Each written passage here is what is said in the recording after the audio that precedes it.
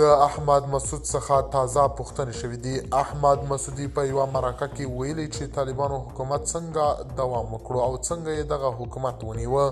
هغه ځوابونه چې احمد مسعود څخه شوي دا اوس یې ځواب ویلی دی. د باور ټي وي چینل درنو لیدونکو سلام، ستړي مشئ، وخت مو بخیر. هیله لرم چې جوړ او روغ به یې. په سر کې یادونه کوم که باور ټي وي چینل مو نه وي سبسکرایب کړی، په درنښت سره باور ټي وي چینل سبسکرایب کړئ. احمد مسعود په ځواب کې ادعا کړې چې ګواکې طالبان په خپل زور نه بلکې د یو معاملې پر بنسټ واک ته رسول شوي دي.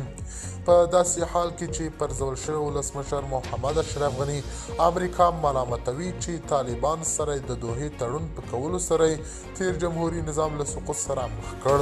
خو ښاغلی احمد مسعود پر ښاغلي غني تور پورې کوي چې ګواکې له امریکا سره په ګډه طالبان واک ته رسولي او په خبره دوی ته به اسانه نه وه چې د افغانستان واک په زور ترلاسه کړي.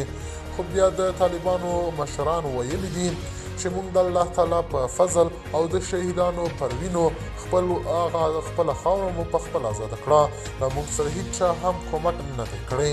دا پر موږ باندې لګول شوي تورونه دي. الله جل جلاله هر څه ویني. مونږه په شهیدانو وینو او په قربانیو مو دغه وطن ترلاسه کړی دی او هیڅ چاته به اجازه ورنکړو چې زمونږ په وطن کې مداخله هم وکړي. د یادولو دا چې جمهوري نظام په وروستیو کې ښاغلي احمد مسعود ته په شمال د طالبانو پر ضد د جګړې سمبالولې دنده ورغلې وه.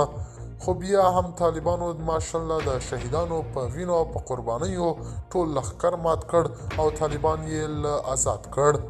د باور ټي وي چینل درنو لیدونکو دا و زموږ ته د مهال چمتو کړی خبر. د نورو تازه خبرونو لپاره باور ټي وي چینل په درنښت سره سبسکرایب کړئ. د الله په امان، تربیه، خیر چارې.